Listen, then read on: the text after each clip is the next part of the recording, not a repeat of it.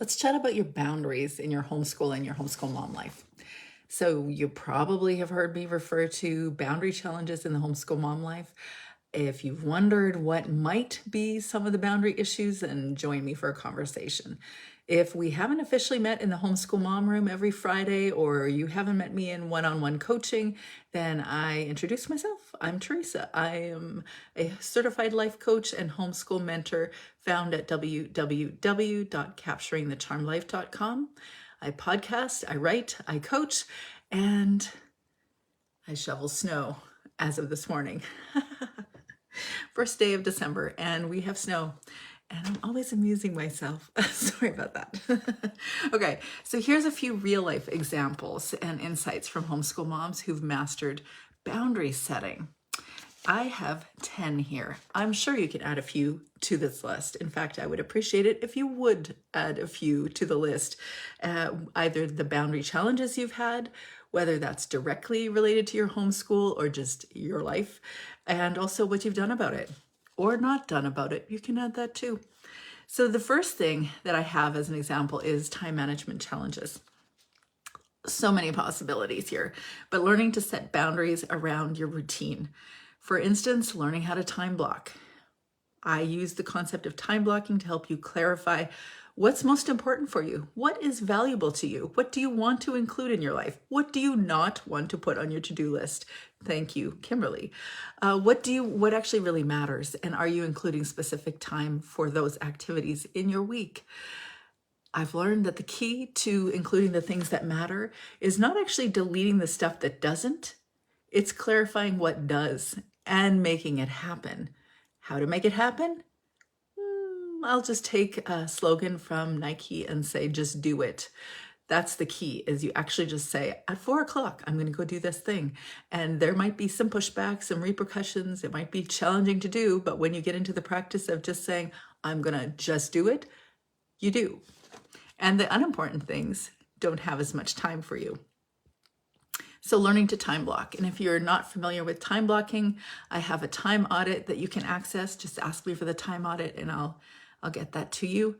You can also use a visual timer, like an actual physical timer, to help kids know when maybe you're working with one kiddo and the others need to be quiet for 5, 10, 15, 20 minutes. Then put a literal timer or alarm clock somewhere where they can see so they know they can't interrupt mom at that time. There's various ways you can use visual timers, actually. One idea that I got from Jen McKinnon was to put an alarm outside your door when you're working. Now, this was in the context of being a working homeschool mom, but putting a timer outside your door so that when the timer goes off, then the kids know that you are presently available to do something with them. And then, of course, teaching them that really the only time you can answer or you can knock on the door and get my attention is if there's a fire or something really emergent. And if they're too young to say, Mom, there's a fire, they're not the kids you have outside the door. So the second thing that I would suggest to you is to create boundaries for your personal space, quiet time, because whether you're introverted or extroverted, you need time away. So designating a quiet time each day, it could include everyone, or perhaps after lunch, or maybe at 2 o'clock every day. Everyone knows that for an hour, we're going to do something quiet. Don't care what you do, but just do it on your bed. Or I don't care what you do, just do it quietly alongside me in the family room. But we're going to have 1 hour of quiet. Will it happen? Depends on your child. And also depends on how well you expect them to actually follow through. And also, it takes time. There's no question. Even with the most compliant child, it still takes time, especially if they're a younger age. But if everybody becomes familiar with this notion that we're going to do quiet together, you can work on it. Okay, so you could also include certain quiet time moments, like taking a break after lunch, have everybody, have the oldest, if they're a ringleader like mine was, and get them to bring all the kids to play in the playroom downstairs while you go grab a cup of coffee and sit in the corner chair and tap on your iPad. Maybe tap on Pinterest and take a look at some cool, fun ideas that just are inspirational. I may have taken that from my own life. I don't even know if you own an iPad anymore. I do, but I sit in the corner, or I sat for a long time in the corner of my bedroom with my iPad, and I tapped on a lot of Pinterest boards, created my own Pinterest boards, loads of ideas for pretty much every subject area. And so now I have a wealth of ideas on my Pinterest board. If you're a Pinterest person, tell me. I'm really curious how you use it and when you use it. But I'm developing my Pinterest board for you as well. Now, it's not really something that I use all the time for myself, but I've added to it for various things that you might find valuable. And if that is you, you can find my Pinterest board at Teresa L. Wiedrich, uppercase TLW, Teresa L. Wiedrich. The other place that you can create quiet space is by saying, maybe at the end of your day, telling the kids, okay, kids, come help me water the cattle. Okay, well, that doesn't apply to you. It might. I know it does one of you. Or, hey, kids, come walk to the mailbox with me. It's only a mile. Guess what? You just got yourself some quiet time. Or you just got your kids tired out. That's good too. Okay, so what about your phone? What about your phone? Let's talk about that. For a little while there, I thought I could multitask, AKA check Facebook while I was doing various things with the kids. I learned that that really just pulled me into a couple mental directions, and it really makes you feel kind of frazzled. So I highly don't recommend that one. Single tasking is the goal. The goal. Clearly, as a mom, you will not be doing this all the time. You will be multitasking all over the place and become the queen of multitasking with the rest of us homeschool mama queens. But the goal is single tasking or unitasking. It makes you feel sane. If that's the only reason that I can encourage you to unitask, it is that it makes you feel sane. Put the phone away. Like if you know that you're going to be doing a typical homeschool routine, set the phone on your bedside table or set it in the bathroom, wherever kids are not easily accessing it, but also neither are you. And you can focus in on whatever you're doing with your kids. You'll be less distracted and it'll feel less crazy. Also, turn off your notifications, just like across the board. Let your family know you're not available between such and such a time in the day because you're homeschooling. Or, if you're an unschooler, well, we'll talk about that at another time. So the fourth thing that I would suggest to you is that you need to prioritize your needs. Of course, you know that I'm going to say that. But the connection between building your boundaries and establishing or meeting your needs is that if you are unaware of yourself and your needs, you are definitely not going to establish your boundaries or bolster your boundaries in your relationships with yourself, in your relationships with others, and also in your experience of homeschooling, in your homeschool day. So prioritize your needs. For instance, morning routine. If it's hard to do because you've got little kids, just remember your goal is to practice right now because they will grow up. So if that means 5 minutes just to go brush your teeth and have a quick shower, or once a week have a shower and brush your teeth every morning, and just look at yourself in the mirror for a little bit, maybe use a damp face cloth on your face, put it around your neck as you go to see the kids, just anything to start your routine for the day. You could also, in your morning circle or the time you connect with the kids before you get going in whatever activities you do in your day, you could find a few minutes to do some yoga or stretching at that time. You could do a meditation or prayer at that time, whatever it is that could help serve and prioritize your needs. The fifth thing you can do is build boundaries with your extended family or with your family that's not inside of your home. When they are sharing their interesting opinions on your homeschool choice, even though they've never homeschooled before, or they don't know anybody that else, know anybody else that homeschools, and yet they are sharing stuff with you, either to deter you or persuade you to not homeschool or to tell you why it's not a good idea. I would encourage you to do this one thing. Listen to them. Make them feel heard. Probably they are suggesting what they're suggesting because they care about your kids, and they're worried in their head, their mental space, that you're just not going to be able to give them something that your kids should have. Now, yes, I agree with you. It's not their right or their place necessarily because they're not their kids. And also, it's also just a sign that they care. But also, I also know there are some people that don't really care. They just like to meddle, and they just like to say what they think, and they just think that they can declare what the real reality is for them and everyone else, or you and everybody else. And we'll talk about that personally. You and I can have a conversation. You can schedule a chat to have a conversation with me about how to address those things. I don't want to speak generically in that scenario because I know there's very different relationships that we have with different people for different reasons, and it's a detailed conversation. So if you want to talk about that boundary challenge, connect with me. But what I would say is that when you are facing unsolicited advice or somebody's opinions that you don't want, make sure you prep for it. If they have shown you who they are and what they're about, if they have declared themselves in a certain way, they have shown you who they are, believe them the first time, said Maya Angelou. Beautiful advice. And if you know who they are, plan for how you're going to engage with them next. Have a prepared response and politely thank them for their input as best you can, and then share your homeschool philosophy or your approach, and just emphasize the fact that this is my intention, is to do the best by my kids. Thanks. And then be done. Don't argue. Just be done. The sixth thing that I want to share is about communication boundaries, teaching your kids respectful interactions and modeling. This, I think, is the most important thing in your home, is teaching them how to communicate and connect and be respectful and listen to other people.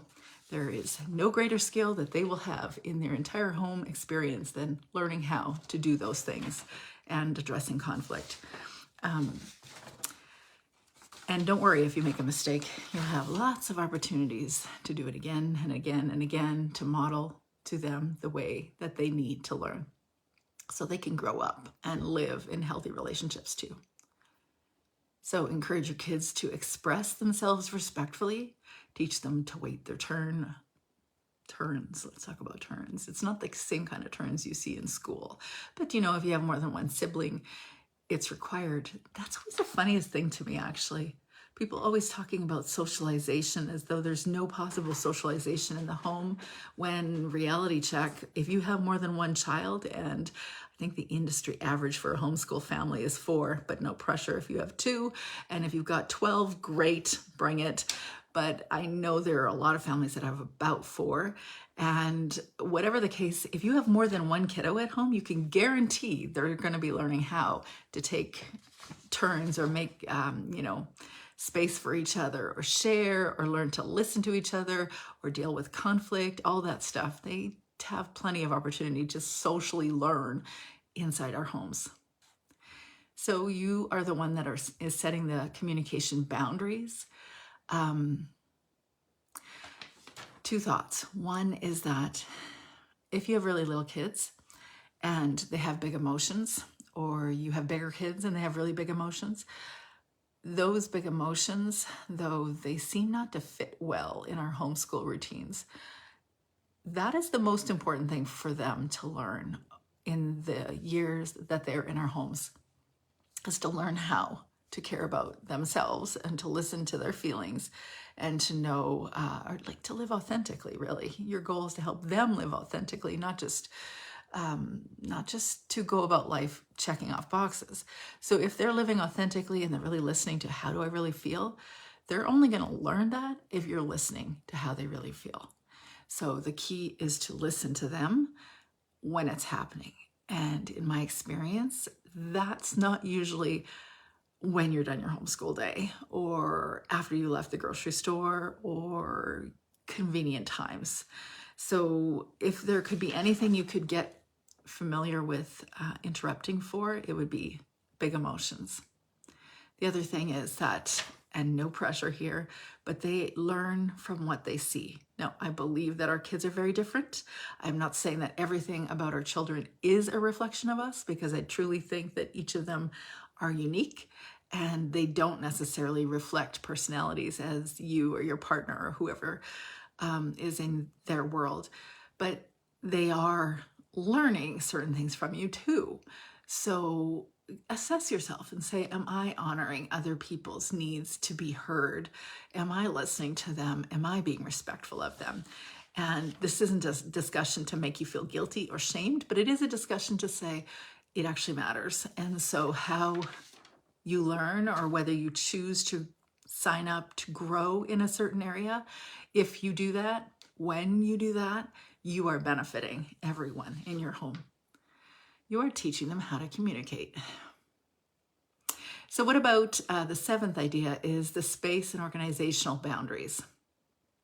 Maintaining a clean and clutter-free homeschool. Okay, first of all, doesn't exist. Not if anybody's happy in the home, it doesn't exist. There will always be clutter somewhere. It won't be perfectly clean for a solid 25 years. So you can just, well, actually not maybe 25, maybe that's been my experience. Whatever your oldest child's age is right now, add like 18, maybe 10, maybe 8. When they're about 18 or 20, the youngest one, that's when your home has the possibility of being clean all the time. Until then, unless you can purchase regular house cleaning help, just remember, it's not going to be clean. Okay, so, but you can do this. You can actually create cleanup routines. Ones where, you know, at the end of the day, it's 3:30 or 4, and you're like, you know what, I mentally want to prep for dinner. Or maybe you need to leave the house by noon because you've got extracurriculars. Whatever the time is, just say, okay, 5-minute cleanup, turn on some music if you must to motivate, and then let's, you know, you could give kids a scavenger hunt of activities. I want you to go grab one pencil, go find one eraser, by the way, it's under the sofa cushions, one sock, because there's never two at the same time, or go find a Lego piece, grab one dirty piece of laundry and put it in the laundry. In fact, you could get your creative artist child at home to draw a picture on a little recipe card and then put it in, like, I don't know, a recipe card box or something in on the kitchen counter.